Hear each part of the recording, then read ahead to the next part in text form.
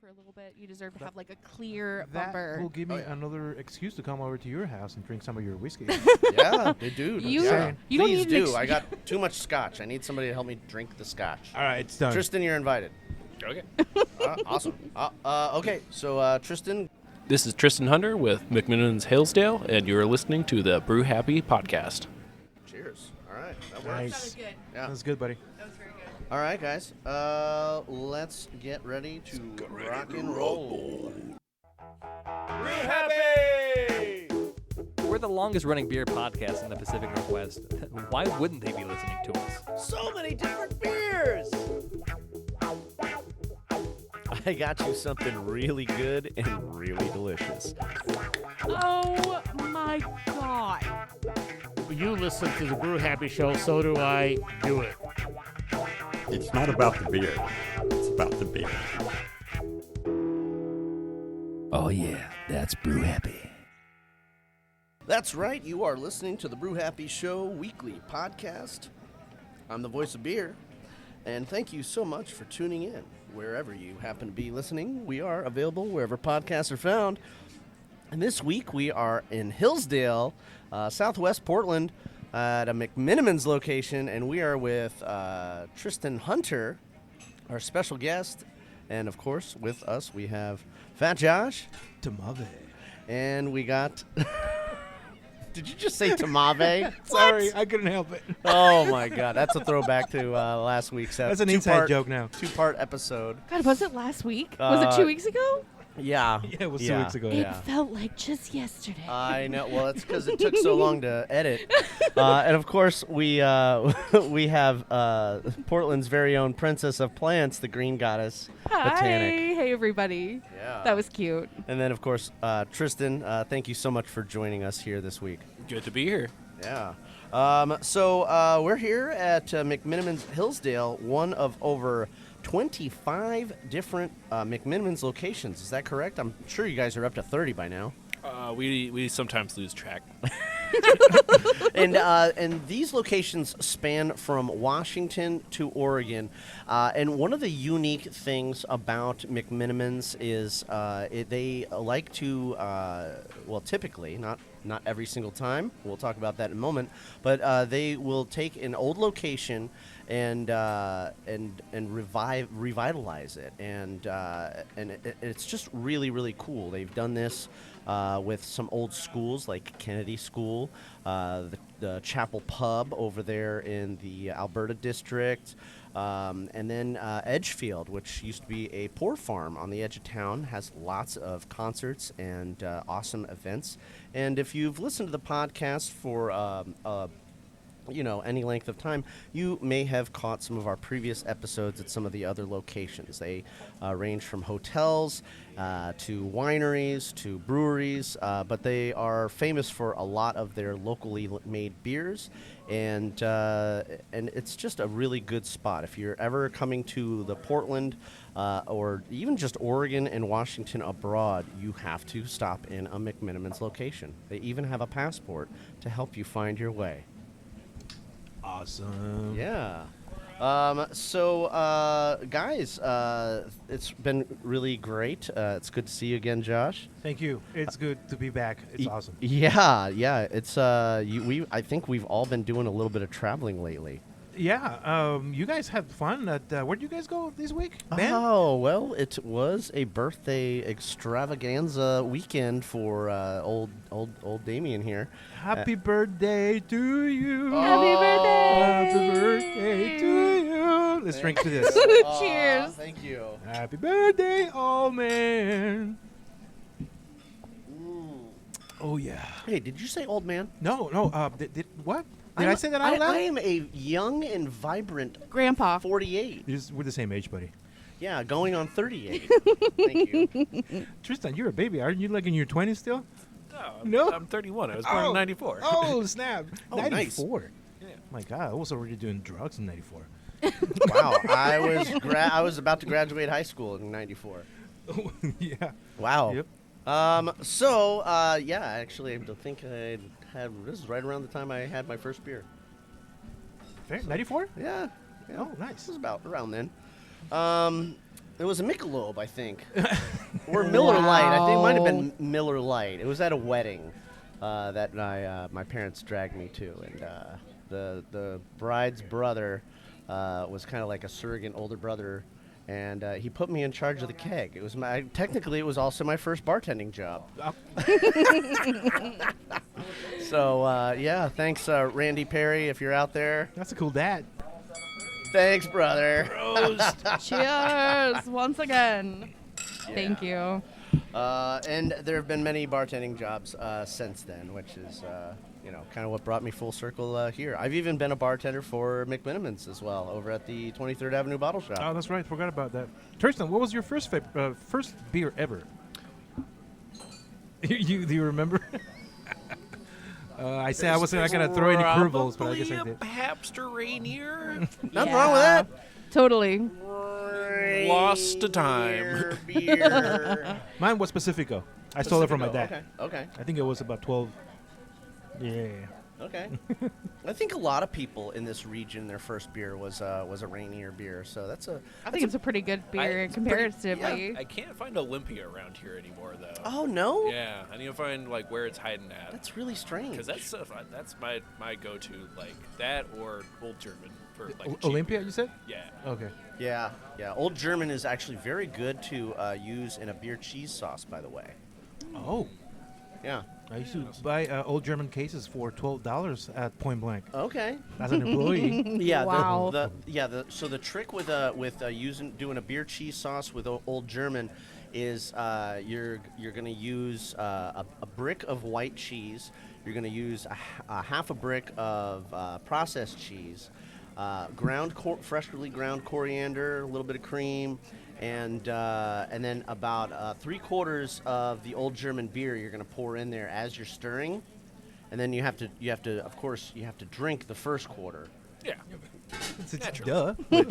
which because when you pour, you don't want to pour too much or too fast, and if it's topped off all the way up there at the top, accidents could happen. So you just take a few sips off the top. You got to make sure it's not stale or anything like that. Yeah. Old German is really famous to be stale because that takes forever to get here. It comes usually in a big truck. Oh. I remember in 2014 there was like a huge winter storm, and 2 of the trucks got stuck in the ice storm, and they made it back here like months later, and it was so old and stale. Oh man! And you know what? I didn't care. I drank it anyways. Hey, at least they made money. Cheers. Cheers. Dude, this beer is so good. Oh yeah. yeah. Do you want to talk about the beer we're drinking? Before we talk about beers, I just want to say one thing. Sure. I want to apologize to you, Damien, because Why?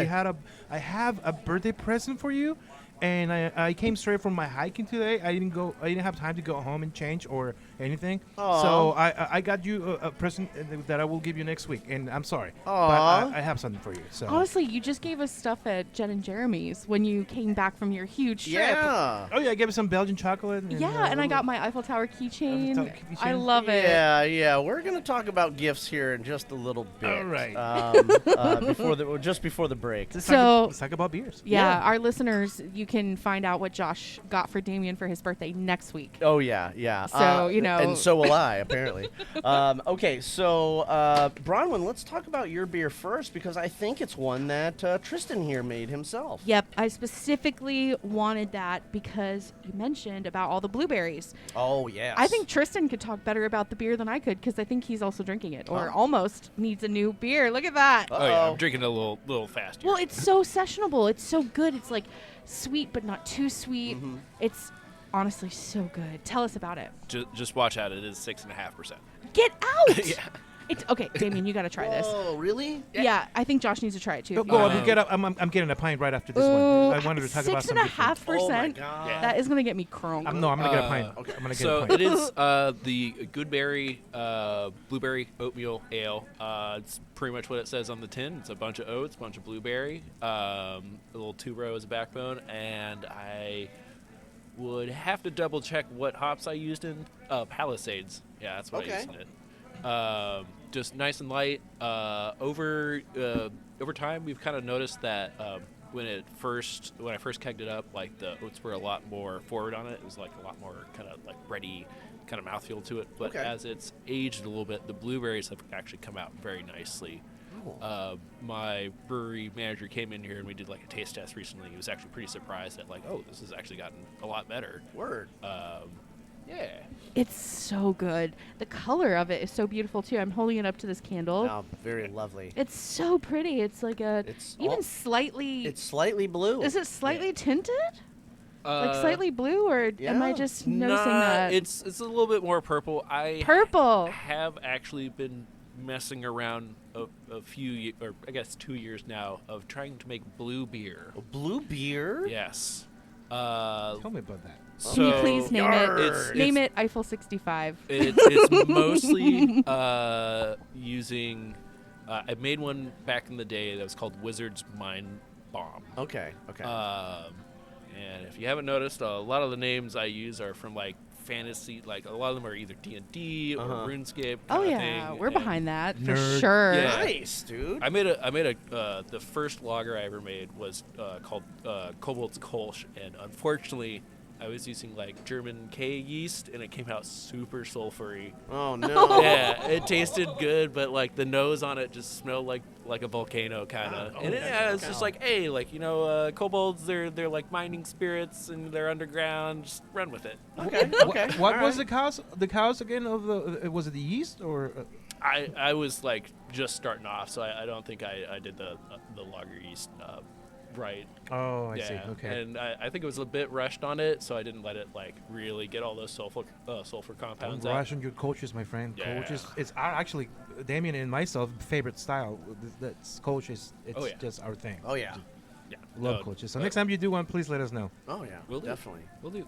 But yeah, with this blueberry ale, I kind of made it in the style of one of McMenamins' flagships. I guess two sort of the flagships. We've got Purple Haze and Ruby, which just switch up the berries between the two fruit ales. But with this, I kind of like beefed it up, put a lot more oats in there, and then had to use double the amount of fruit just because blueberry is so delicate of a flavor. Instead of like That is so good. 42 pounds of puree, I had to heft in like 84 pounds just into the vat. Wow. Yeah. Whoa. That's a lot of fruit. That is a lot of fruit. It was a lot. So that's why when people ask, like, are there blueberries in there? Yes, there are. Hell yeah, there's a blueberries lot. in there. So 84 pounds of blueberries. Puree. Well, puree. Is this a 5 or a 10 barrel batch? I work on a 6-barrel system here. 6-barrel system. And so, yeah, for like IPAs, I get 5 barrels out of it. For the fruit ales, it's pretty much 6. Okay. That one was a bit lower of a yield just because the amount of like fruit stuff at the bottom of the vat kind of made it so that towards the end there I was pretty much pulling out jam. Yeah. Maybe before we leave, if it's okay with you, can we take some pictures of your system? Totally. Yeah. That'd be great. Yeah. Yeah, that'd be fantastic. Oh, I thought of a name for your blue. If you do make a blue beer, you should call it Bluebeard's Blue Beer. Like the think pirate guy. I think I gotta wait a little bit. I did do a little experiment with this stuff before, because how it works. What I use is butterfly pea flower tea. Okay. It's a plant flower, and it's used a lot in like Southeast Asia. If you ever see like blue rice on a menu, that's how they get it blue. What? Yeah. And it's pretty flavor neutral. Like I actually found like a scientific paper from, I want to say Florida State University on like how to really extract the pigment from it, which I did. Okay. The Seminoles. Yeah.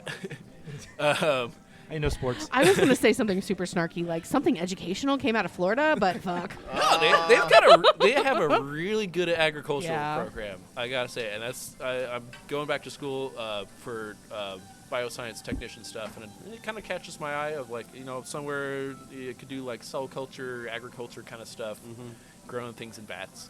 Yeah. That's what we do.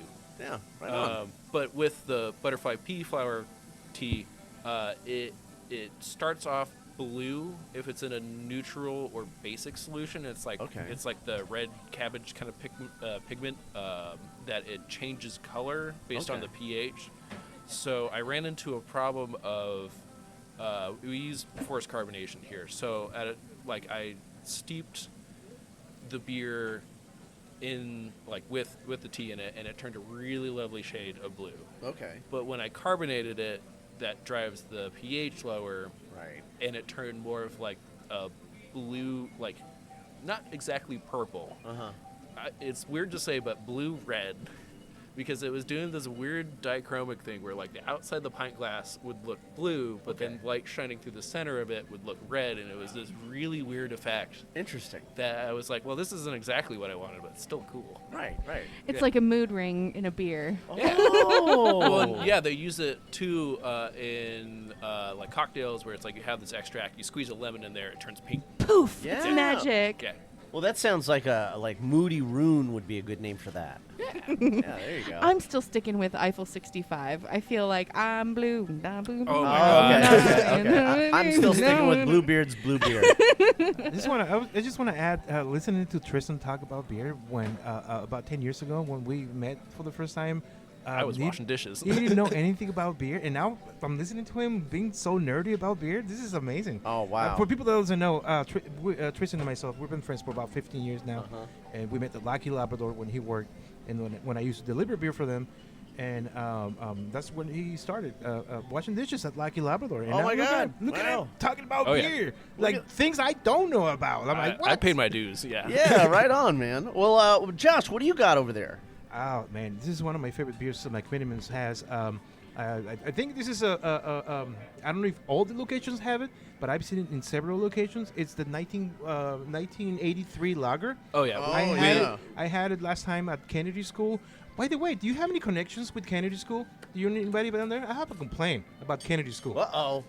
I Do you know people there? believe actually the brewer over there is like out of commission right now because I think they did something really bad to their back. Okay, well, no, Yeah. I'm not. I don't have a problem with the brewer. I have a problem with the manager at the detention room. Oh, well, I don't know The anything about detention that. room, you used to be able to smoke cigars in Oh, there. yes. That hasn't been a thing They for a few years, stopped buddy. that Yeah, I because think- the Yeah. manager got pregnant, and she was understandable. But once she had the baby, she never brought the cigars back into the shop. Oh, yeah. John Paul used to complain about that as well. Oh my, yeah, that's was so a point of contention who, with who him. am I? Who do I need to talk to about the complaint about that? It might have Hey, I'm just I joking, work by for the the way. brewery department. I don't know anything about that. That's not his. That's not his bag. Yeah. Okay. Well, anyways, So you got an American premium lager. yes. What's the alcohol percentage on this one? Does it say? Looks I did like not make we my- are at 5%. I did not make my research on this before. That's okay. It's Yep, clean, 5%. smooth, 5%. crisp, and 5%. This is yeah. an all-day beer, breakfast, dinner, Yeah. lunch. You can have it with anything. It's just perfect, well balanced, a little bready, super light. Do you want to know the secret ingredient? The secret ingredient? There's a secret ingredient? Corn. The secret's It's out. secretly cerveza. And you heard it here. Oh, that's the other corn. Sorry. Okay. Oh wow! Yeah, I see where got you're it? going You with got that. I see where you're going with that. Corn with a K. Okay. Josh always has the music references down. just Yeah, a hell guy. yeah. sorry. Hell yeah. I'm He's a hip music like guy, that. so, yeah. Okay, and then Tristan, what did we talk about? What you were drinking? Oh, he Oh, I was. was drinking the Goodberry too. Yeah. Okay, right on. And then Let's talk about your beer, Damien. Yes. I got the. I believe that's the Cafe Golden Blonde Stout. Yes. Oh, okay. So it's a. Well, wait. It was a blonde. Yeah, it was a blonde stout. Cafe Golden. Cafe Golden Blonde Stout. So it's coffee, chocolate, creamy, rich, 7.35%. I can't wait to try that. This is a stout, but it looks like a blonde. How did we get a blonde and a stout to have a baby and look and taste like this? How does that work? Because we've covered these before on the show, but it's been a while. So for the listeners out there, Tristan, could you enlighten us? Well, long story short, a lot of coffee. Okay. Okay.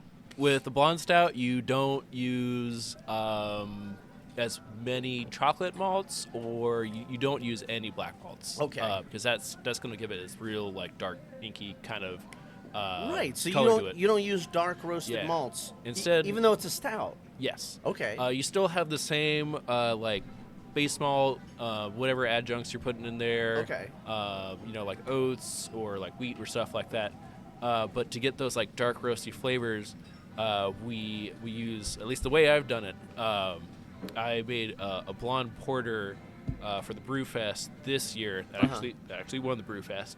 But that is a whole nother story.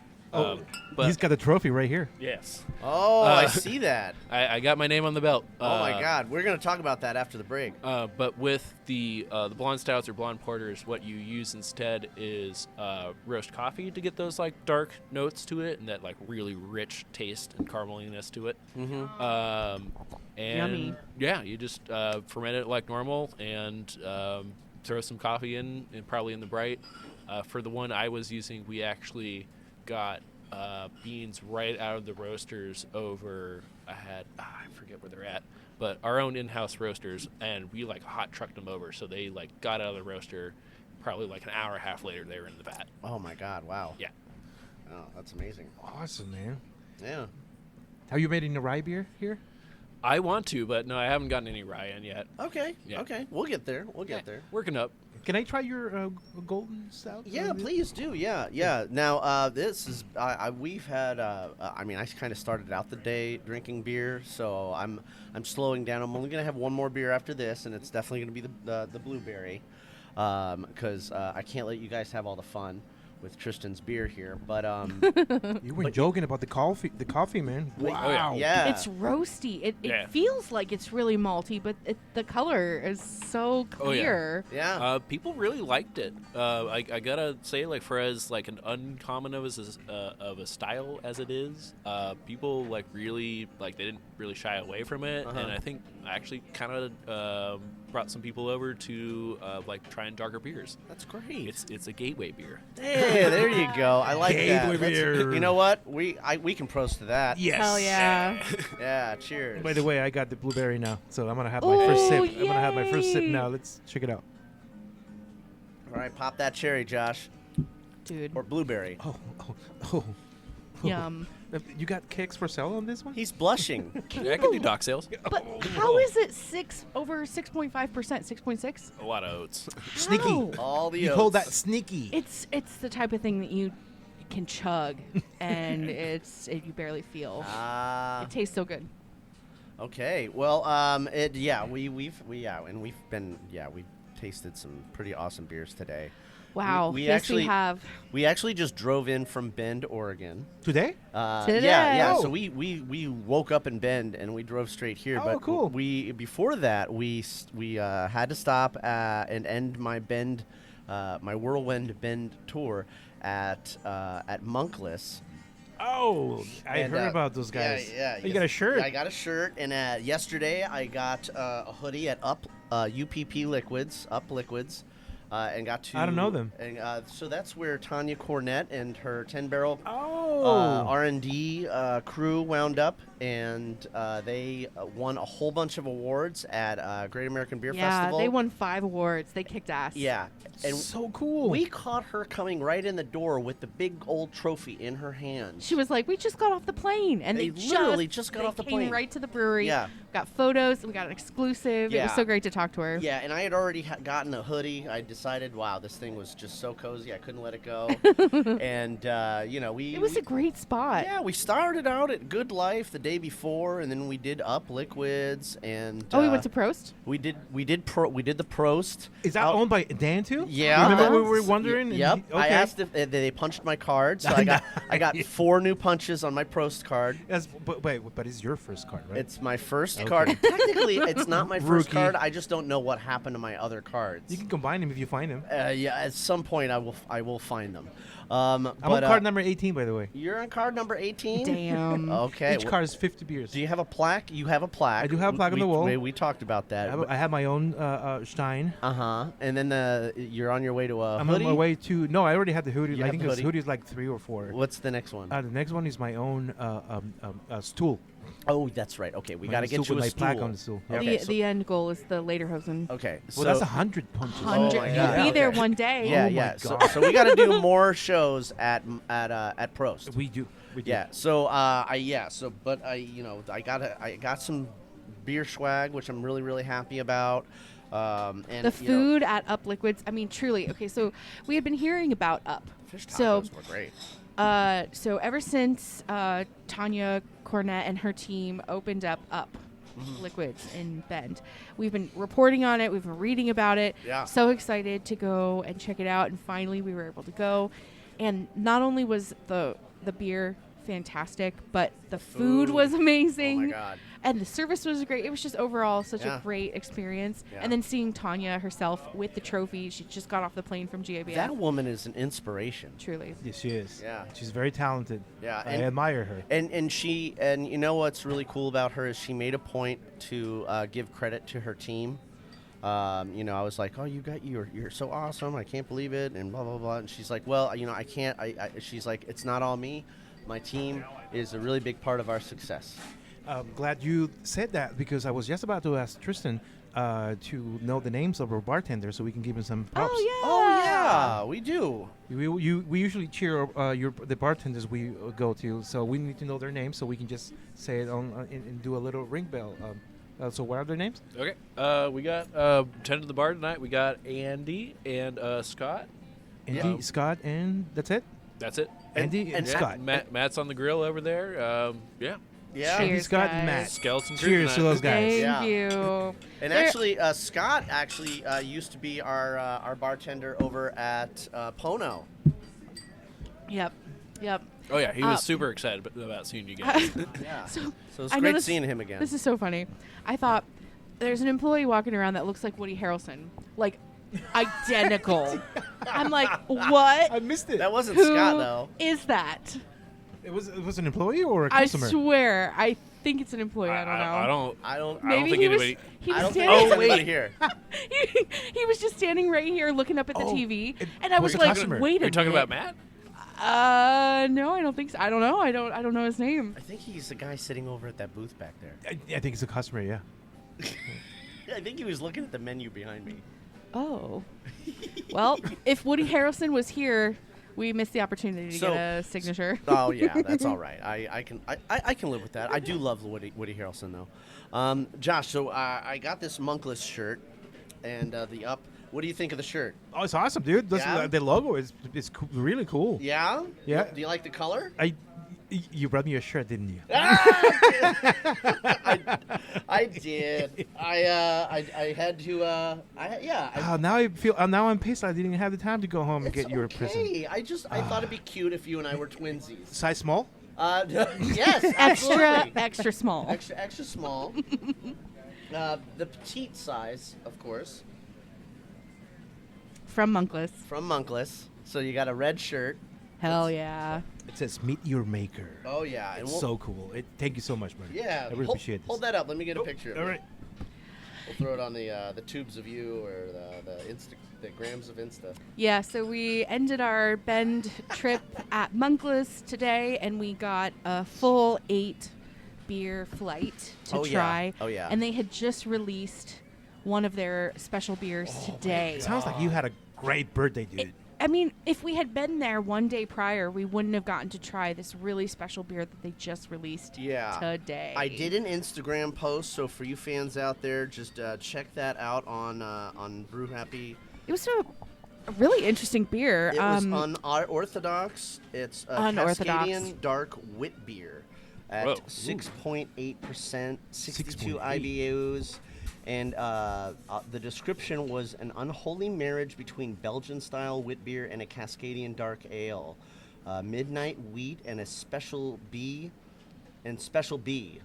honor this ceremony with delicate chocolate and roasty notes. I guess special B is a grain. Citrus flavors mingle respectfully by way of coriander and orange peel. tangerines added during the fermentation, and from an aromatic bouquet of Pacific Jade, Citra, and Idaho 7 hops. What's Idaho 7 hops? Idaho 7? They're Idaho 7 hops. That's the name of a hop? That's the name That's of what the it hop? is. I never heard of it before. I have. Oh, It's a good one. see, when you stop brewing, this is what happens. I You just- think you can drink that one. I can drink them. Oh, because it's not in Northwest. I thought you because- just said Cascade. It is. It's Cascadian. Oh, but I thought you couldn't drink any. No, I'm usually sea hop. allergic to hops grown in this area, in Yeah. the Yeah. Northwest. Yeah. Oh yeah. And not all of them. It usually, if something starts with the letter C, I'm allergic to it. Cascade, Centennial, Crystal, Citra.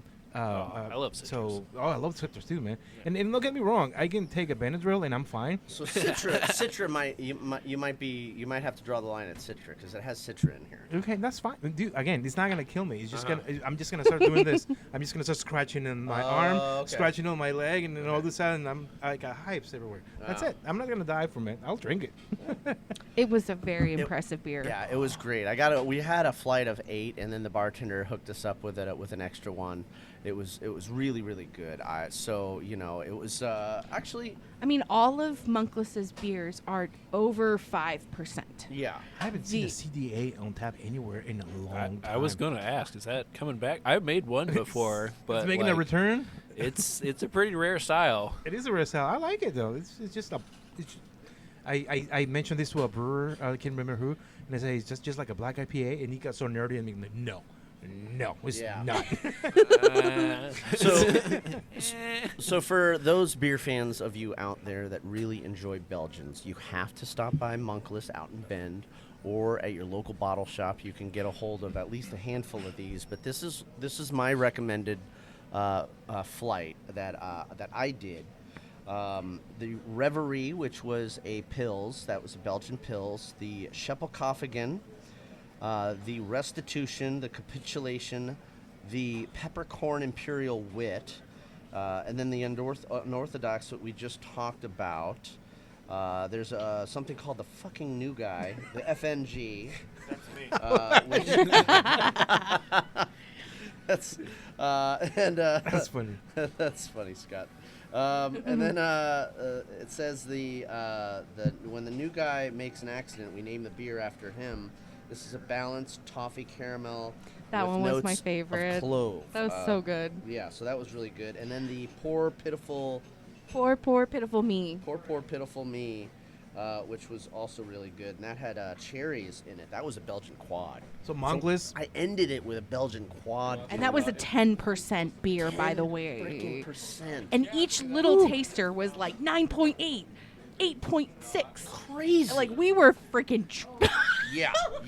So We I had to want have to a say pretzel. Monkless was your favorite part of the whole trip. I think I ended it really well. Yes. I think we topped it off, and and I got to sober up on the journey back home. You ever use peppercorn, Tristan? In any of your beers? No. No. No. It's a tricky one. It is. sounds interesting. Like you get I guess it would be like kind of florals, but like I'd really worry about like. What's the wildest ingredient you've used so far here? Oh, I guess that blue stuff. blue stuff. That was pretty wild. I did a toasted coconut porter. We used. That sounds good. Oh yeah, no, it's really good. I really want to redo that one. Yeah, probably the butterfly pea flower tea. Blue stuff. Blue stuff. I've heard some crazy stuff out there, like mushroom beer. Oh yeah. Oh. Yeah, we've had some of that. Got my attention. There's some respect all cultures, but the channel, the English side of the channel apparently has an oyster stout. Oh yes, That's we've had a thing? oyster stouts. Yeah, we've had oyster stouts on the show before. I'm sure it's good. There's got to be a reason why people are making it, but it's a coastal delicacy, and it really does add something to the beer, I believe. okay. I gotta try it. Yeah. In Denver, they have what is it? The Rocky Mountain Oyster Stout. That's those something that's a little different. That's those not aren't really mollusks. those are not sea worthy. What brewery? Oysters? That would be Wynkoop. Oh, I never heard of him.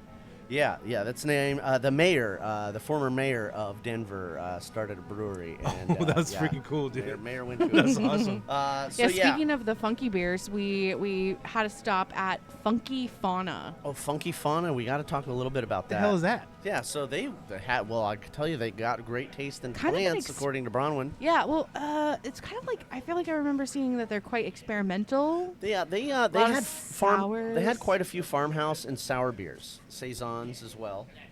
I had a pumpkin ale, and so I haven't had a ton of pumpkin this season. Yeah. I'm really picky I'm not when a it fan comes to of pumpkin pumpkin. beers. But see, this is the thing: is it has to be more pumpkin forward and less allspice forward. Yes. And I so think that will this make a huge difference right it's there. huge. Actually pumpkin, not Yes, just actual pumpkin. PSL. Yeah. Exactly. Not, And- not yeah. Don't pour spice in my beer. I swear to God, the first sip I took of this, I got like a tiny pour of it too because we had already been drinking it a couple other places. And Yeah, we don't need allspice. We want actual I pumpkin. couldn't believe it. The first thing that popped in my head was hobbits would drink this. Oh yeah, there you Nice. go. There you Like go. it tasted Now you're like talking his language. That's the Puree. beer I want to make. oh my Yeah, God, it was yeah. so good. It was like puree pumpkin and just a little hint of spice, but like a little clove and a little nutmeg, but it wasn't Ooh. overpoweringly. It was mostly pumpkin and earthy pumpkin. Yeah. It was so good. You, So- you could taste that like it came from a field. yeah. Tristan, if you ever make a Hobbit-worthy beer, you should call it Furry Feet. No? No, not marketable? You're making a face. Okay. I'll think about that. All right. that might be a little, you know, we'll Halfling. You could call it the Halfling Hour. yeah, something like that. There we go. All right. So when I was at Up Liquids, we had to have some of the award-winning beers, which over there, let me just dial it back. We had the Moments Made, which was a blueberry rose tea tart ale, which I think you would have really Yeah. enjoyed, Tristan. I've thought about using like rose or like a really controlled use of like rose water in beer just to get like a nice floralness to it. Yes. But like going too far with that could definitely end up in like, you know, this smells like perfume kind of territory. Well, Up Liquids, they won a gold in the specialty Berliner Weiss category. Hell yeah. And then they had the Buzz Box, which was a honey tart ale. They won gold in the honey beer category for that. Up Liquids is just phenomenal. Then, of course, they have a cucumber goza called Up Yours, which was one of the first beers they made when they all got shit canned from 10 Barrel. So this was a way for them to thumb their nose. And they won a silver in the field beer category with that one. Nice. And then Flower Child, Peach Chamomile, and Cardamom Goza also won that's a silver as well. That was in the contemporary Goza category. And then the Reduction Ratio, which was an Imperial Stout. And let me tell you, that was a heavy hitter. That was a really good one. So that was a bronze in the Imperial Stout category. And you want to know who didn't win any medals at all? From Portland? At just all across the country. Who didn't? 10 Barrel. Oh. Yeah. I'm not- So maybe they shouldn't have hired their entire R&D I'm not very staff. disappointed about that. Yeah. So. I you know, did not know that. That's a cool stat right there. It's an interesting fact. Mm. I'm not throwing shade on anybody, but I think I am. you know. There's always the parable of the golden goose, you know. There's a reason. Yeah, you know, you want to keep the golden goose, not eat the golden goose, or kill the golden goose. Fire the golden Fire goose. the golden goose in this case, yeah. So, you got to know where the money comes from, people, and you want to hold on to your valuable staff. Oh, I thought that was a cheers. Well, we can cheers to that as well. I picked up my glass. I'm like, oh, are we drinking? But while I was at Up Liquids, Josh, I thought to myself, gosh, you know, I think my old pal Josh is going to want some some oatmeal stout. So I got you the Pinball Wizard, and I got you the Arriba Mexican-style lager. That's not racist at all. No. It's just a Mexican lager, man. I'm joking, dude. For my Mexican this is friend. for me? Yeah. What? Yeah. Oh, Don't worry, I got one in my fridge Okay, too. now I feel like an asshole But for now- not bringing you something for your now birthday. now we have matching shirts and we have matching 6-packs.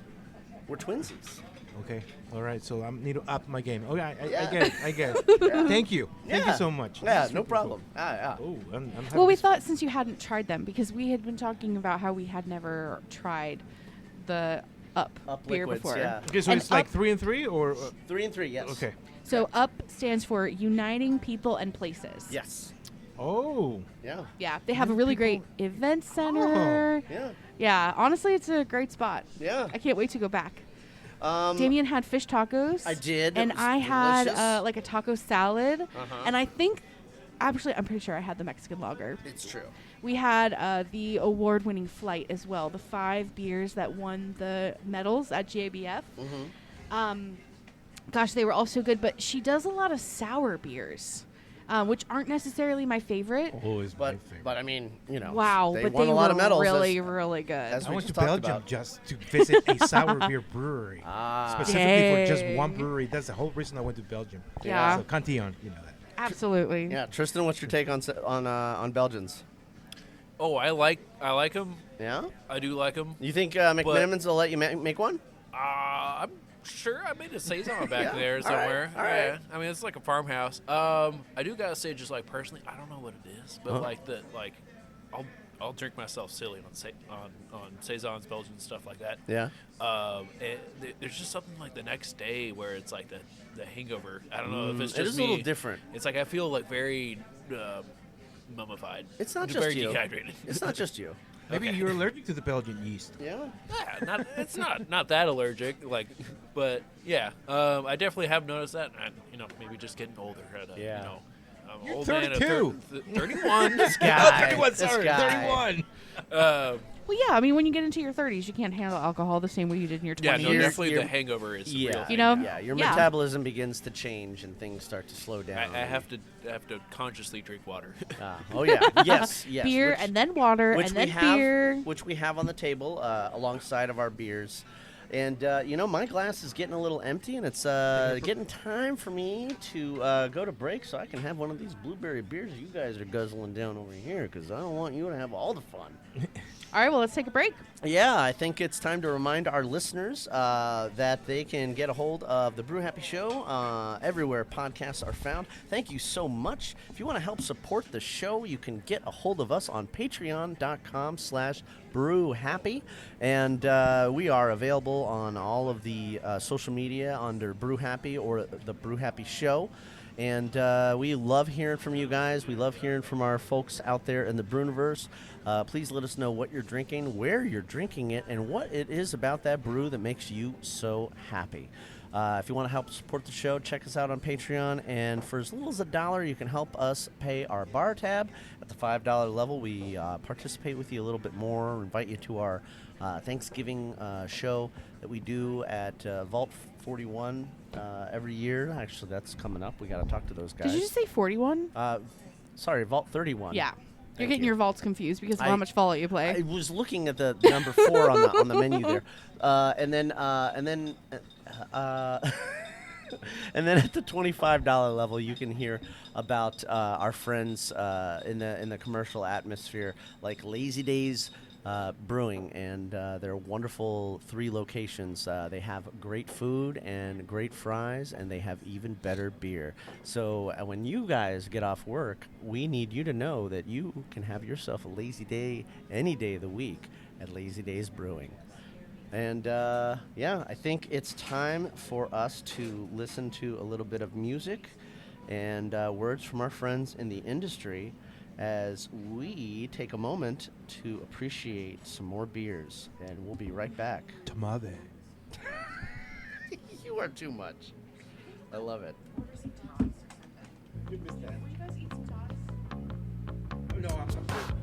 Hey, I'm Jess. And I'm Elliot, We're at TPK Brewing. and you're listening to the Brew Happy Show.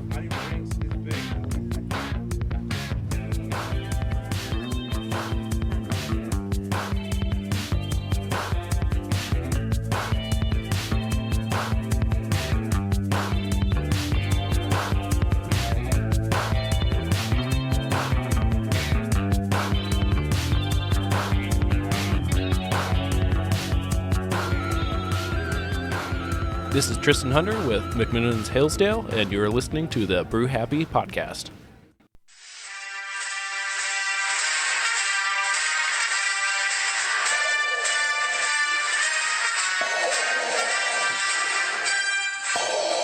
I told you already, Vader. I'm on a diplomatic mission. I don't know anything about the Rebel Alliance. We found your cache of delicious craft beer in your quarters.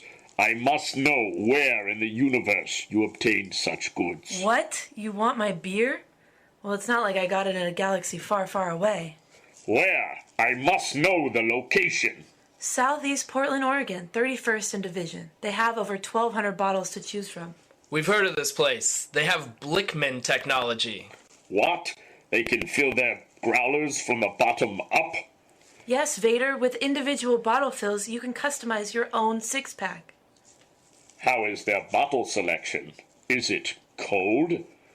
Lots to choose from the cooler or the shelf, and with their bottle chilling service, your purchase will be colder than Hoth in no time. That's pretty cold, sir. Lieutenant, turn this battle cruiser around. Yes, Lord Vader. To Imperial Bottle Shop and Tap Room.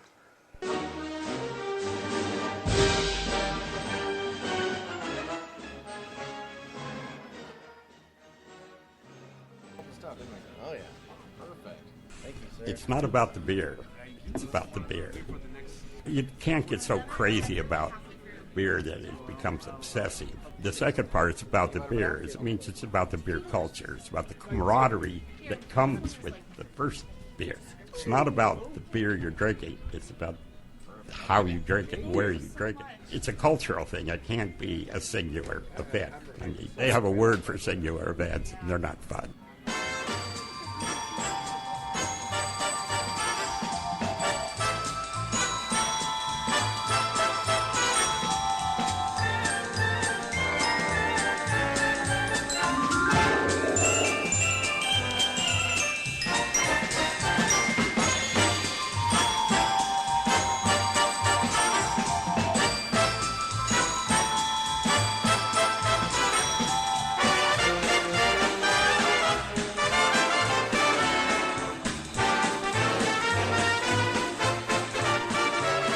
I'm Jake. I'm Ryan with Lazy Days Brewing, and you're listening to the Brew Happy Show.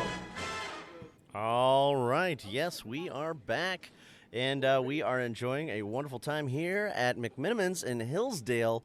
This is a fantastic location. You folks have to come check this out, or any McMenamins location.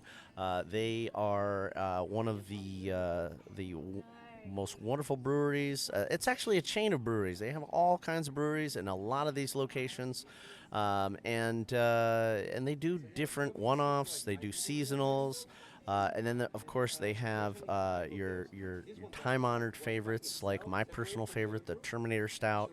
You have the Ruby Red, and you can actually mix those together and have a Rubinator, which is and that's a thing. And each location has their own favorite menu items, as well as seasonals, which they'll migrate over from other locations. So each location has their has like a different menu, and then they'll kind of borrow from other locations periodically and rotate some of those specials in. So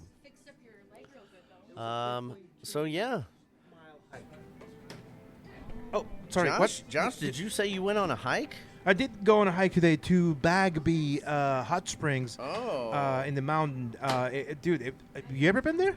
Yeah, I've been to Bagby. That's a great spot. Okay, well, then you know how much. I brought a 4-pack of Occidental Kolsch with me. Oh, you have Occidental Kolsch with you. I wasn't even sure if you were allowed to drink in there. I still don't know if you can or not, but I did. I've totally brought beer there before. I didn't know if that was a thing that I was allowed to do either. I was reading the rules when we got there. There's like a poster with the rules, and there's no smoking. I brought my cigar. I wanted to smoke. I didn't do that because, there's ashes and it's water. So you don't really want to mix that. But the alcohol, I don't know about you. I have to drink. I've totally brought beer with me there. It's about before. hydration, you know. Yeah, yeah. But I mean, I practice the pack in, pack out rule. So anything I bring with me. Yes. Even my garbage, I bring it out with me. So, I don't think anybody knew that I was doing that, and it didn't become an issue. So I know this is probably not appropriate for the show, but I'm still wearing my wet underwear from. Oh my God! Your underwear is wet. Soaked in all the I minerals. was supposed to go home, shower, get your Wow. birthday present, and then come here, but I just came straight. You're saving the flavor for all Well, of us. we stopped at Travelers Brewing in Estacada, and that's what killed the time. I had to go home and shower. Okay. Well, I mean, it's honestly showing a level of dedication that you're gonna drink beer and then get your ass here. Oh, because yeah. if you would have had to go home and then come, you would have been late. I And know. it was I know. through rush hour too, so Yeah. Oh, yeah, in rush Portland, hour's a 205 and 84 highways. I don't understand why they call it rush hour because you're not able to rush anywhere. Oh yeah, no. It's You a parking can't go anywhere. They should call it slow hour or the snail zone. parking lot hour. Yeah, parking lot hour. You park on the. It's just what is like it? You park a- on the driveway. And You're then thinking you about drive it on the, wrong. on the parkway. Okay, when you are in the food service industry and you've got a rush, that's what it is. It's like the amount of people all in one place at one time. Like, it's the lunch rush.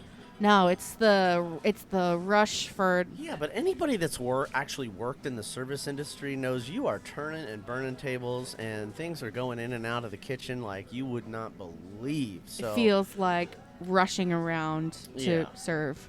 Yeah. However impatient the customers may be, I mean the kitchen is just popping. So Well, it's a holiday, so it was packed.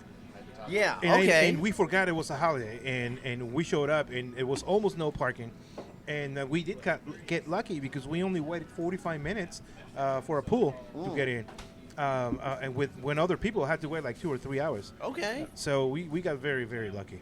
Nice. It was very nice. By the way, I'm gonna use the restroom right quick, and I'm All gonna right. tell Tristan to get back in here because I think he forgot. Yes. I think he forgot, or not, he didn't forget. He Well, just he's doesn't talking to know those we're nice back in the people show. about the beer he made them. So And now Damien's got a full pint of I it got a right full in front pint of him. this, and I it will be is right back. delicious.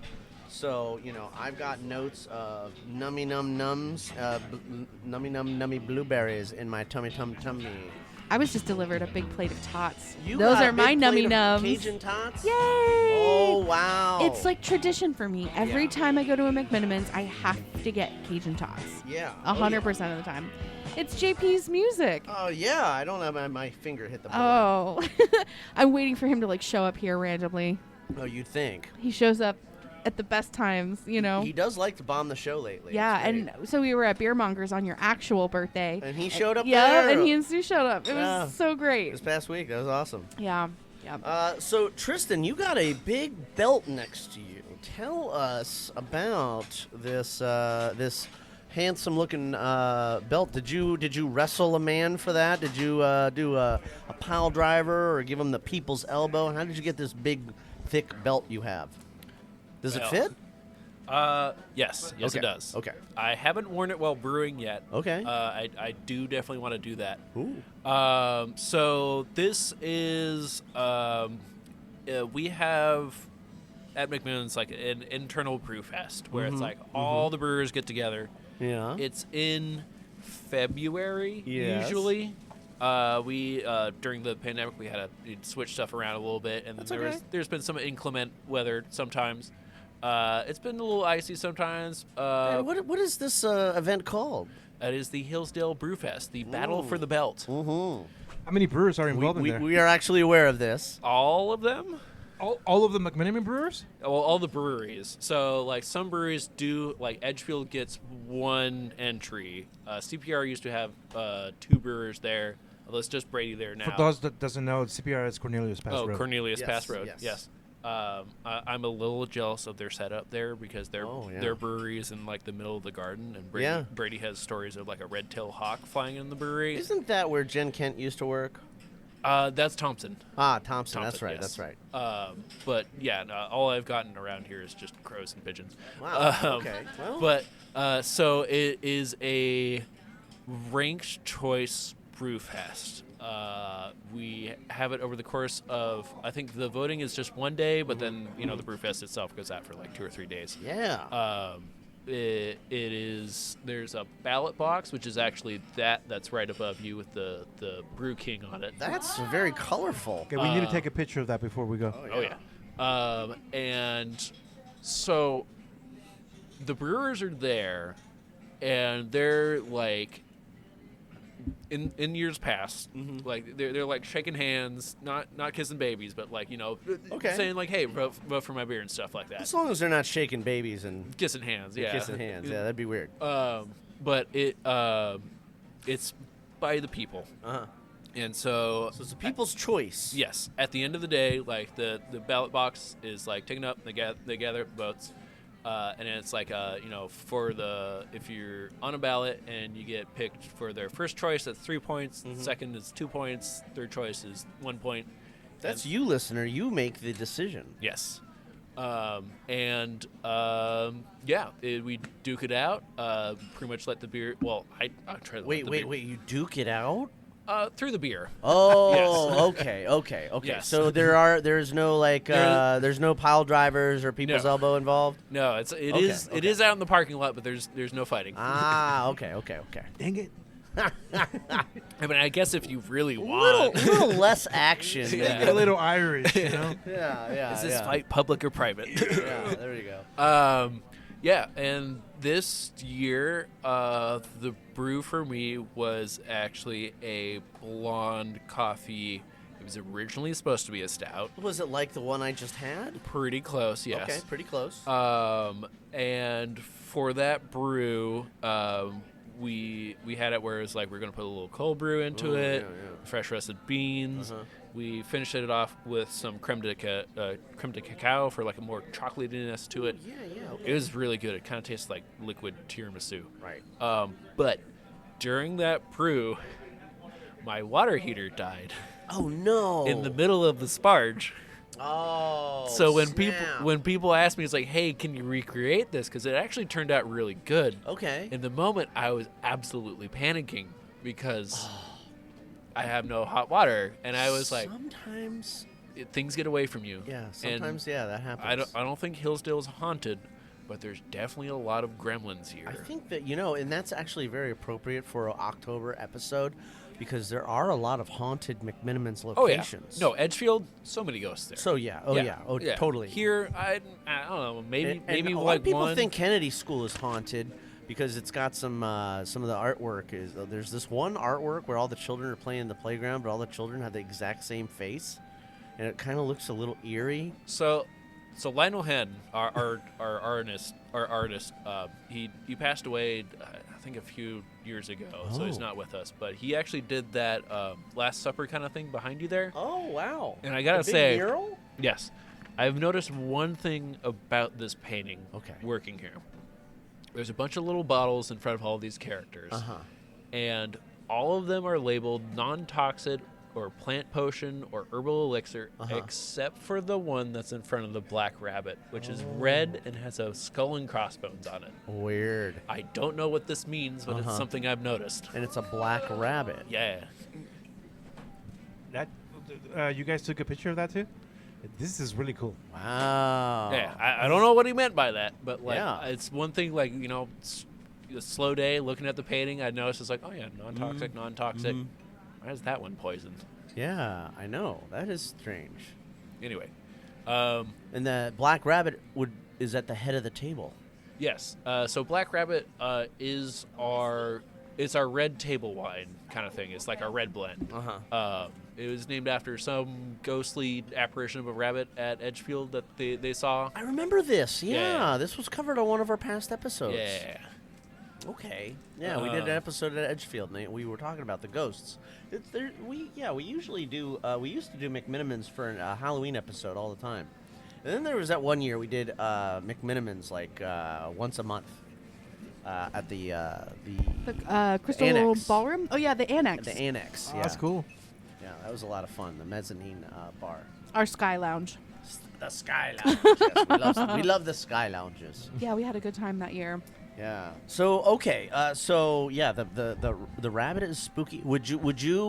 How would you counter that? Like how do you have like a spooky beer that you're kind of working on? Maybe like a pumpkin thing or something else. I am trying to engineer a pumpkin ale, mostly because my wife really wants one. Okay. Yeah, she really wants one. You know, she loves that stuff. I think a lot of men are inspired by their wives and their significant others. I think it's a wonderful thing. Yeah. Tell Michelle I say hi, please. I will. Oh, maybe she listens to this. Hi, Michelle. I'm sure she'll probably listen to it at some point. Yeah, let's do a pro spell for Hey, girl, for the ladies in our lives. Yeah, the inspiration. Aw. The inspiration. Well, she deserves a pumpkin beer, like the one I had at Funky Fauna. By the way, Michelle was in the Fat Josh show a few years ago when I was still doing it for a margarita show. Oh, of course. So I'm surprised you didn't invite. I wish you would have invited me for that show. It was really good. It was my first time making margaritas. If you know me, you know I don't like tequila, but we made it work. I do make a very good margarita. I used to be a bartender, and I make those from scratch. I did those too. Orange, lime, a little bit of lemon. I add a little bit of that spicy pomegranate juice to mine. Oh, that's okay. I see. Dad, where you're going I put a habanero on my pomegranate juice for 2 days, so it absorb a little bit of the spiciness. And hey, forget about it. You know who won? That sounds so good, Josh. You know who won a margarita contest? And he's the one that gave me that tip. It was Scott. Scott Miles, the dog Miles, and Scott. Yeah, Scott. Scott, he won a margarita competition one time in San Francisco. So he knows what he's doing. So he gave me that tip. I'm like, that sounds amazing. Who's and this I guy? did that. It's a friend of ours. Okay. He just moved away from Portland, though. Yeah, he moved back to Buffalo. Yeah, Buffalo. I don't even remember where I was he born in Buffalo. Hey. All right. Hey, our Buffalo people. Cheers. Bros, I need They got another the beer. wings. I need another beer. You got a fresh hot beer on top. Yeah, Thunder Cone. I'm gonna go get it right now. Get it while it's going. We just we ran out of that through distribution, so this is on its way out. My. Oh, so you don't have it right now? No, it's on tap, but like I can't get it anymore. There's no more. Yeah. Okay. Yeah. Man, let me So go get now's one. the time to get it. Let me go get one. Yeah. All right, Josh. While you do that, I'm going to ask Tristan a little bit more about your love of beer. Oh, How did all that start? Well, to be honest, it's sort of started with a horrible accident. Oh, okay. A horrible accident. Yeah. So at this McMenamins Hillsdale, I was working the short line cook there for a while. I think like a year and a half or 2 years. And then pretty much some health problems like kind of cropped up, and it resulted in me taking I like pretty much fainted on the griddle. And like really that's like not good. torched my arm. Oh. And then after that, like I was serving for a bit, just like kind of wanted to be out of the kitchen for reasons. Yeah. I understand And kind of at the time that was happening, they were training somebody on the brewery here that hadn't been running. Like this place was just like to-go orders after the pandemic, and a lot of places were like that. The brewery here wasn't running because the brewer had gone off. Done other stuff. Right. I think that was. I'd have to go. I'm forgetting. I'd have Who to it go. was? Yeah, who it was before okay. me here, but she did really good stuff. She made like a brute IPA that like did really well. Oh wow. So like making an IPA with like champagne yeast. Okay. But I pretty much saw that they were training somebody on the system here at Hillsdale to go work at Edgefield, and after they were done, I just kind of was like, hey, like, I kind of want to do that stuff. Yeah. Because I had asked at Lucky Lab for a long time and just never got the chance to brew there. Right. And so when it was kind of up for grabs here, I was just like, hey, do you want somebody to keep this thing running? And they said, yeah. I got a crash course from Tim Proctor over at John Barleycorn's there. Oh, great. Yeah, he taught me. That's a good spot. Oh, yeah. And He's the guy that taught you how to brew beer? Yeah. Oh, very cool, man. Oh yeah, that's a good master right He's there. taught a lot of people. That's like, true. I didn't realize at the time. Like I've heard his name like name dropped clear out to like McMenamins and stuff like that, where it's like, oh, you know Tim? And it's like, yeah, I know Tim. Yeah. I don't know him, but I know the name. He's very, very popular here in Portland. He also does very good barbecue. Ooh, yeah. He is a triple threat there. We need to get Tim on the show. I'm working on that right now. I've got my own Traeger Hey, grill. you know what? So. To Tim. Tim Proctor. I still don't have a beer, but I cheers with water. That's okay. That's fine. There's enough alcohol here. Oh, here's my beer. Thank you so much, brother. A proper But yeah, thank you so much. They trained me up, and it's been I've been running this for coming up on 4 years now. Well, you're doing a fantastic job, Tristan. I'm doing my best. Thank you. Damien, before I take a sip of this one, just get a nose of it. Is of it the French hef? hop. Oh, that's the Thunder Cone. Yeah, that is some serious hops on that Thunder Cone. Okay. Yeah. Thunder Cone's very fun to make. Oh, okay. I think I'm in love. This is like a lager French hop IPA. I don't know how to describe this. It's just so drinkable. So, can you tell us about it? Well, the Thunder Cone, yeah, it's fresh hop. Like they cut those down right out of the fields, and they are like within maybe like 3 hours for. I'm sure maybe up in like some of the further places, but about here it takes them about 3 hours from like when the plant is harvested to like when we're throwing it into the vat. Like they're fresh. I'm pretty sure the plant's still a little bit alive. Oh, this is delicious, man. This is freaking delicious. This is not your recipe, is it? Oh no, it's a company standard. I didn't get to make Thunder Cone this year just because I'm going back to school and there's a little bit of a hiccup in my production there. But yeah, it is definitely like just working with like wet hopping stuff like that. It's super fun because it looks very silly, kind of what you're doing. Like you're literally just putting plants into this vat, and like I always have people ask, like, "What are you doing?" It's like, "Is this how beer is always made?" It's like, no, this is definitely a special thing we're doing. Nice. Is this the only fresh hop beer you guys have on the menu right now? Right now on this menu, yeah. Yep. But I believe we did a collaboration with somebody, something green. I'd have to double check. I did not do a whole lot of research before coming on the show. With something green. I don't think Green It'd be Dragon. cool if it was Green Flash. Oh wait, did they go out of business? I think they did. I think they did. I think. And you Flash. said Green Dragon. That would be super cool. They're yeah, not. They're not a thing anymore either. No, of course, Green but Dragon. It's okay. You don't have to be super well researched. We can always. I'm just gonna pull up the old emails here. Noise. Yeah. Well, I think the fresh hop. How long does the fresh hop season go until? That's a great question. I really don't know. I think it's pretty much just like late September. Yeah. That's when they take down like the fields, and then it's like you kind of set it up where it's like, hey, like we're gonna get these for fresh hops. Yeah. No, not El Dorado. I'm gonna tell JP about this. Well, the thing is, if you go back and listen to previous episodes around fresh hop season, the Thunder Cone is something he's always spoken about. Oh yeah. He's probably, I mean, because it's a company standard beer, and they've been making it for I think a really long time. I don't obviously know because I'm not a brewer so with McMenamins, but yeah. He found it. Yes. We also have the Gamma Green Fresh Hop IPA collaboration between McMenamins and Vanguard Brewing. Ooh. Yes. That's where I was thinking the green was coming from. The Gamma Green. You're very it was familiar with Vanguard. It was Vanguard. Vanguard. Lynn does a great job out there. Aren't they in Hillsboro, Vanguard? Where are they located, yeah. Tristan? Oh, I don't know. I'm eating tats right now. They're too Got a mouthful good. of potatoes. Vanguard is in Wilsonville. Oh, Wilsonville. Okay. The name of Thunder Cone reminded me. I don't know if you guys remember this last week with the McTollanders. I was thinking about somebody who donated a keg for my wedding 17 years ago, and I was like, "Oh, what is the name?" It was for that brewery we were talking about on 23rd. What was it called?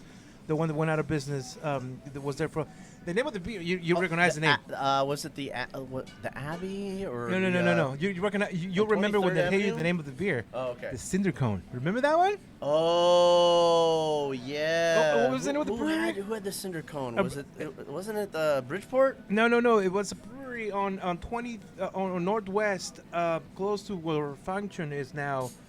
Oh my God! Are you serious? I can't remember. We talk about this. Yeah, the Cinder Cone beer. Oh, Pyramid. No. Let me. Portland Brewing. For some reason, my mind went to Sasquatch, but they're on 23rd, kind of in the more industrial area. Are they brewing again? I don't think so. Yeah, they did some great beers though. Google Cinder Cone. I know this beer. John loved this beer. Okay, I was thinking in a different brewery, but the Cinder Cone was brewed by Deschutes. Okay, Deschutes. Deschutes, yeah. Okay, yeah. No. Okay, yeah. But I was thinking about a different brewery, though. The keg of that was donated for my wedding. That's 17 pretty cool. years ago. Yeah. Damn. So one of the best beers I've ever had was from Deschutes, and it was a smoked goze. Oh. Very, very common. Goza. Sorry. Nice. Gossel. You're actually allowed to pronounce it either way. Depends on where you're smoked from. goose. It's not goose. Not goose. Goose is not a goose. Goose is a wild beer. Yeah, that's a honk. That's a honk of a different color. That's interesting. I always make that joke because Bill Schneller was my master. He's the one that taught me beer. I'm a certified judge because of him. And every time somebody says differently, he always goes, "It's Goza." Yeah. Bill's a great Bill guy, Schneller, but a stickler for the correct pronunciation and addressment of the styles. Yes. Okay, so I have a question. So you seem to be drawn to. You said something about a brut IPA, and you like the smoked beers. Yes. So the beer that comes to mind is the Grodzitsky. Have you ever had one of these? What is that? Yeah, it's I've never heard of this. What are you talking about? I know me either. Okay, am I saying it right? It's also known as a Grotzer. Grotzer. Yeah. Okay, yeah. So it's a Polish beer. It's Polish style. Breakside made one years and years ago, and then the people. Let's see. Steeplejack made one. Yeah, but Threshold is known Threshold is the one that really. Is it like a Rauk beer style? It's a smoky, super dry champagne. It's like a smoky, dry a lager. Well, that's what a Rauk beer is in Germany. Yeah. It's the Rauch beer or Rauk beer that they call it. I was supposed to go to Bamberg and well then that visit tracks. those breweries. Are those usually lagers? Usually they're lagers, yes. Okay. In Germany at least. But Rauk beer, Rauch beer is a smoked. It means smoked. They smoke the grain with beech wood. Yeah. And then they brew it and it absorbs it and tastes like a barbecue almost. Oh, it's okay. Yeah, so smoky. It's super smoky. I'm not really into the smoke, but JP is super into Scotch, and the amount of times I've tagged along to this show, and the amount of beers I've had that I've tasted, it's just that is a particularly interesting one. Oh yeah. And it sounds like it would be right up Tristan's alley. Yeah. If you like the Tristan, are you down with the lagers? Yeah. Okay. I like smoke beers. Sorry. I like lagers. Nice. Yeah. I like turtles. He actually had his first smoke beer because of me. I gave him as a gift. Sri Lanka from from Germany. Oh wow! And then my roommate drank the double strength one without knowing it somehow.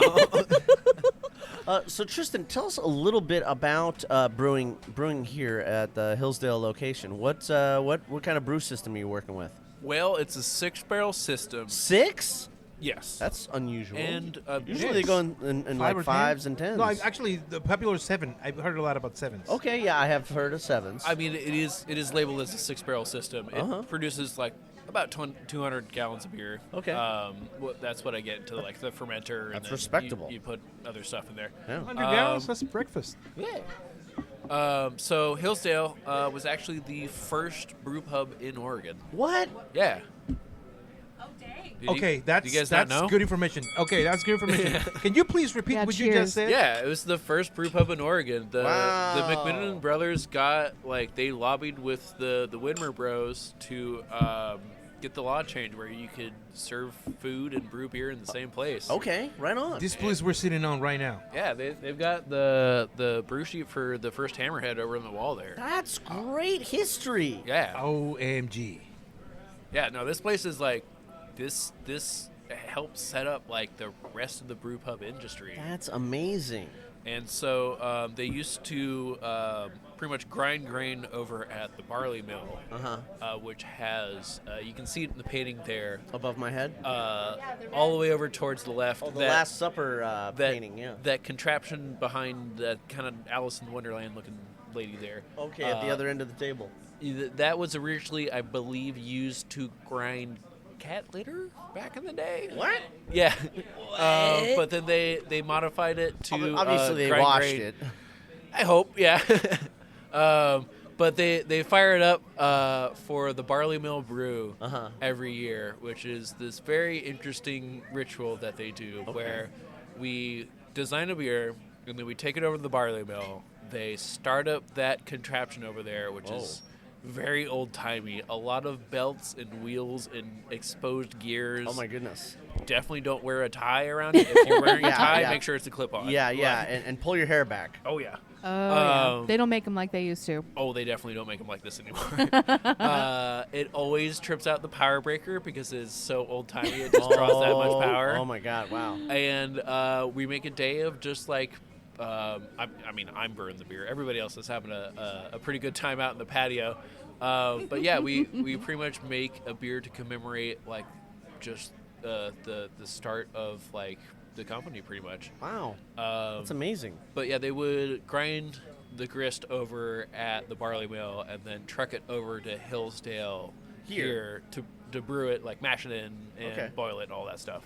That's amazing. That is so cool. Tristan, thank you for that bit of history and knowledge. I thought you guys knew. This is really cool. I did not know that at all. Yeah, no, this is where it started. I'm sure it was in the McMenamins handbook back when I got hired, but I've forgotten so much. So, but with that though, it was I like to compare it to like this is like the tree fort that like the brothers built back in the day. It's their special place where it all started. Yeah.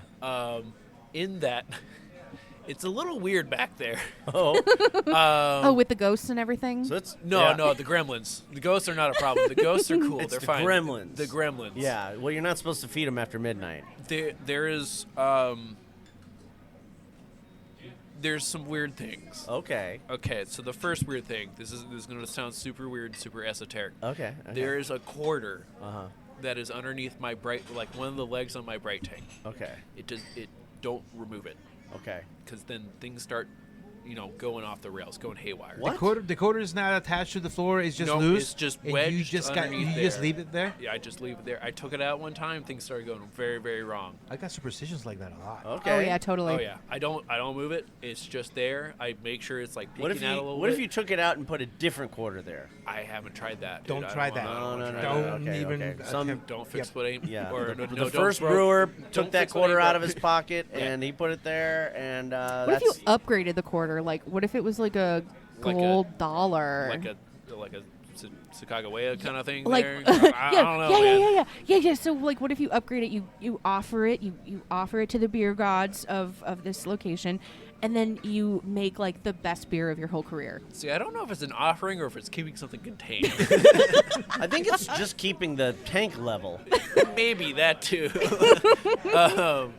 But yeah, like if I'm washing out kegs and one of them smells a little weird, I'll burn in a little Palo Santo and stuff like that. Mostly just cover up the smell. But like, yeah, there's a non-zero amount of superstition here. Do you sage your brew area? Okay, so sage is a closed practice. That's why I use the Palo Santo. Okay. Nice. Okay.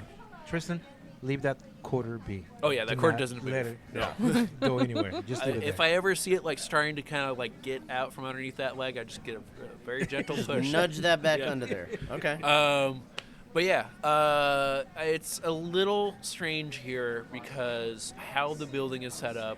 People are very surprised that there's a brewery here at all. Oh, because yeah, it's, I can imagine. Once we go back there, you'll see it's pretty much like Harry Potter's under the stairs broom closet kind of. I can't wait. I never been back there before. Yeah. It's kind Oh, of it's pretty nice. There's a disco ball and there's neon lights. You and dance back there? I'm sure people have danced back there. Yes. Okay. Well, I mean, you're sure other people dance. You never danced back there before? I put on some music, yeah, a I little mean, bit. in 4 years, you haven't shook your booty at least once. I mean, getting the kegs through there and stuff like that. I probably got to get a little creative and do a little shimmy, dancing shimmy, queen. shimmy, little wiggle. shimmy, shimmy. Yeah. But Okay. there's just a lot of weird things. The heat exchanger I use to cool down the beer after the boil, cool down the wort, it's like the first stop off the water main, so I have to warn everybody here, like, hey, I am taking the water, because as soon as I turn that thing on, the water pressure in the rest of the building drops to zero. That makes sense. That's common in a lot of old buildings. What kind of wort chiller do you have? It's 2 milk chillers that I've Frankenstein together. What? Yes. Oh, I can't wait to see that. What is a milk chiller? It's a bunch of steel plates and just jammed together. And, Okay. Water goes in one side and it interleads with the hot beer coming in through the other. And yeah. Oh, I can't wait to see this. Cool. Sounds like you invented something. You made it? What? You made it? Well, okay, so we've been using these things like as a company for a while, but it's definitely like 2 of them where it's like, hey, we got like 2 bits of these things. And I'm like, well, I guess I'll just make a double stack one to do twice the cooling in the same amount of time, right? Double the fun. No, it turns out it's just twice as heavy. Okay, well. But I'm stuck with it now. Yeah, I'm not taking it out of But there. it works, right? It works. Oh, it works, yeah. It Excellent. works. There you It go. gets that stuff cold. Okay. But I am very conscious of the amount of water I use because we got to keep track of that. And oh boy. Oh, you don't have a cold liquor tank or a hot liquor tank? No. Okay, so it just comes right out of the tap. Oh no, we have a chiller. Okay. For like the kegs, but in like during production to like cool it down after the boil to get it in the tank. The wort chiller. I understand. Yeah. I understand. You brewed before, right, Damien? Yeah, I was a cellarman, but I had I was limited as far as the amount of times that I was able to participate in the brewing experience. Yeah, wort chillers can be really, really. I did a lot of cleaning. Scientific, if you want to call it. I did a lot of cleaning. Yeah, at that's the pretty brute culmination force. system. Yeah. Cold Yeah. water goes in, and then hot water comes out. Yeah. And then hopefully the beer cools down on the other side. If not, you need to slow it down. Mm-hmm. Okay, so we're definitely going to be taking pictures of this, so look out for that on Instagram. Tristan, is there anything else that we need to know about this when we go back there? Are we going to run into a poltergeist or anything? I hope so. I do have to share the space with all the cooks and stuff like that. Okay, So okay. we're like working pretty much on top of each other. So it's not like a dedicated brewery kind of setup. It's a married space. We have to share the space. So frequently I am squatting on top of a milk crate. 6 barrels, so it's small. Okay. Poking the drain to make sure it doesn't overflow. Okay. Fair enough. Fair enough. You know, it sounds like some of these, like, because we're in the older building, we've got the older system. For some reason, there's a memory with Alan Sprints and Hair of the Dog. Yeah. We had a great interview with him where he had some old equipment in there, but he had it. It looked like a brew witch set up some kind of crazy thing. Yeah. He had very open. had something finagled so perfectly that it was like you would turn on the machine for exactly this many seconds because he had been brewing beer in this space for so long, but the measuring system was faulty, but he knew per second how long it needed to be grinding for. Right, yeah. Do you remember this? Yeah. It was such an interesting episode. Yeah, that's back at the Labyrinth Forge Hair of the Dog episode that we did. Oh, yeah. It was a great episode. Yeah, he shows up sometimes to the Barley Mill Brew, and he's got the barley wine. It's very nice. He's like, one of the founding fathers of the doesn't beer mess around, he scene. messes around. Yeah. I just thought it's kind of cool. It's like with these older machines, like the red machine and the mural you're talking about, it's like they have personalities of their own, almost process, like they're you have to kind of learn them and work with them as older machines. You gotta respect the process. Yes, I get that. Yeah. I'm pretty sure the Grundy tanks I have were made in June 1966. Oh, Grundy tanks are Yeah. super old. Yeah. Yeah. Right on. They've got little plaques on them. I looked at it. It was like, wait, vintage. 1966? Yeah, 1966, Damn. brother. Damn. Wow. That's pretty cool. All right. Well, Tristan, is there anything else that we need to know before we close out the show and go check out your brew deck? I guess here at Hillsdale, we're very small and we're a little old. Come on by. We got a great charm. Yeah. What's your favorite thing about working here? The people. Yeah. My coworkers. Yeah. Because they honestly they're super curious about what I'm doing, because since I work around the people will be prepping. Kind of like you used to be. Yeah. And it's very I love that Willy Wonka feeling when it's I'm making something and people are have that genuine kind of wonder of what are you doing there? Uh-huh. What is this big box of steaming grain you've got? Yeah. What's going on over there? They do dread me taking all the water a little bit because it is a little bit apocalyptic. Of just hey, you're not going to be able to do anything. You can't pour washing soda. any dishes for a while. No. Yeah. I started out as a dishwasher, so I understand. That can be frustrating, and it's a hub location. People need dishes. But so if one of these fine folks behind the bar or back in the kitchen, they were like, hey, you know what? I would really love to learn how to make some beer. You take them under your wing. Yeah, I'm actually kind of doing that right now. I'm going back to school, so I'm kind of slowing down. I used to be in the kitchen a bit more. Still picking up some shifts every now and again. Okay. It's first term stuff, so I can handle it. Yeah. But we got a guy here who he's really interested on how to brew stuff. So I'm like, hey, yeah, if you want to not necessarily take over, but passing the torch, I'm totally down for that. Yeah, figure this out. Yeah. All right on, man. That's really great. I do gotta say, people really do view it as you're brewing a potion or something like that, where they're what is going on here? It's I'm just making sugar water. You're a wizard, Tristan. Yeah. And especially on the Grundy tanks, it totally looks like that. Yeah. Yeah. So it's things are bubbling. There's tubes everywhere. Yeah. It looks like you're some sort of scientist back there. I mean, I am doing science. Yeah. I'm taking measurements. I'm writing them down. It's science. There you go. Yeah. Oh, yeah, absolutely. So cool. Well, one of the things that I've noticed a lot about this show is that we follow brewers' careers with great interest. Mm-hmm. Something that you have said as long as I've been coming to the show. Yeah. And I think that we're very excited to see where you go next. Yeah. Me too. You never know. You could be the next Ben Edmonds.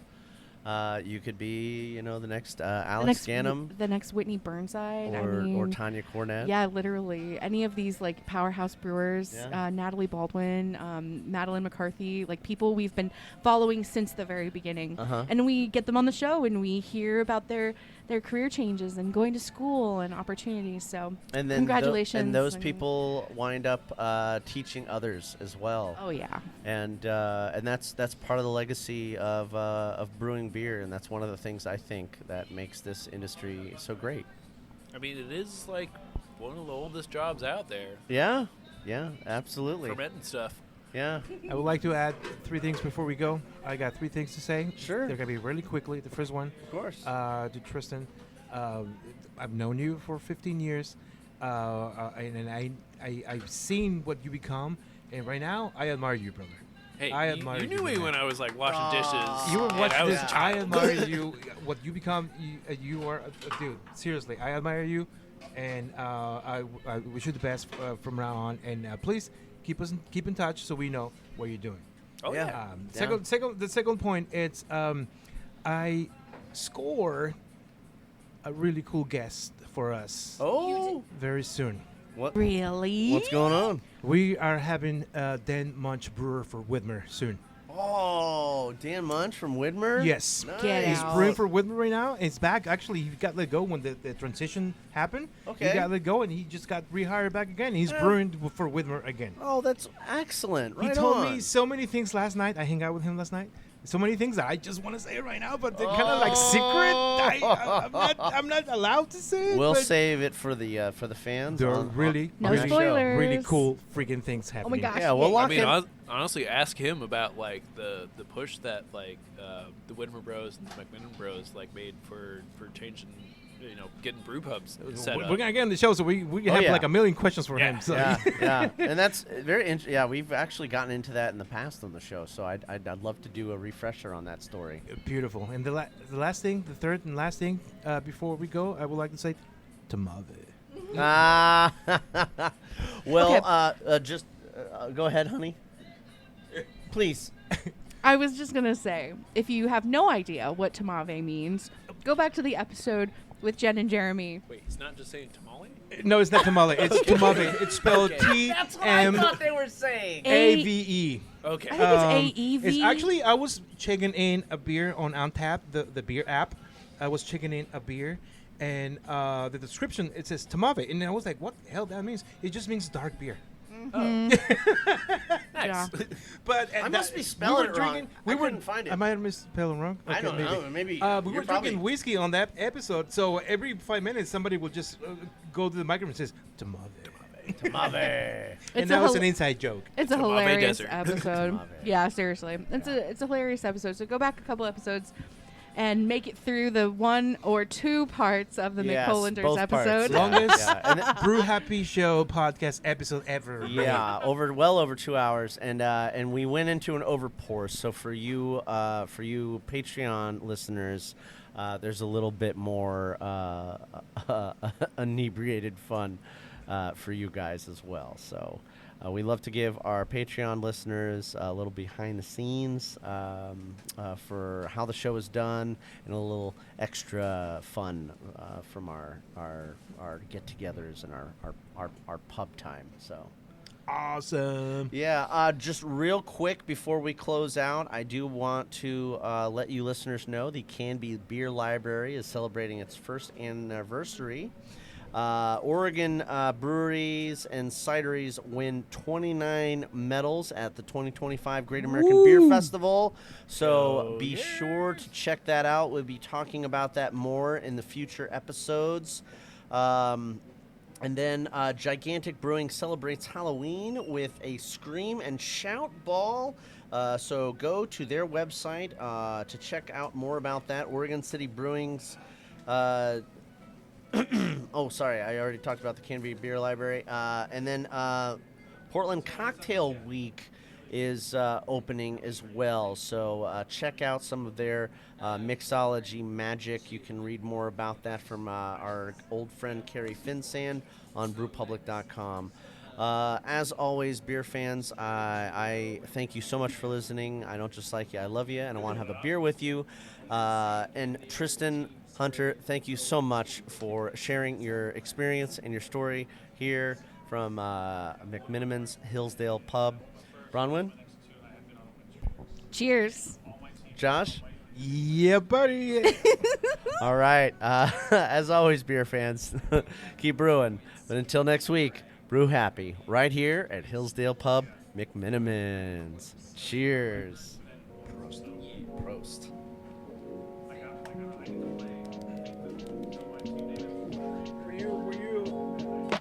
Nervous? I think you noticed in the beginning you were a little nervous. Yeah. This is like my first time. Just sit down and talk about beer. What Yeah. you know about? I've seen a couple beers.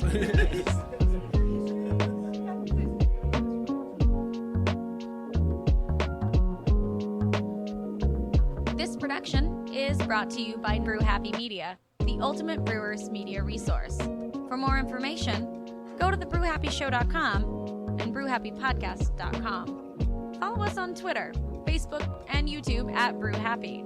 For more cigar pairings, please check out our sponsor, paulcigars.net. Questions, concerns, advertising, or guest relations, please reach us at brewhappypdx@gmail.com. Remember, brew happy, drink responsibly. Cheers. He actually left the stove on one time, and This is after I left. This is after I left. Coming out of the building. Don't let that man, like, I would come home to him Damien, trying I to cook need a more Tyson beer. chicken patty in the stove, and it was turned into a hockey puck, and he was just like on the floor with the pillow, just sleeping.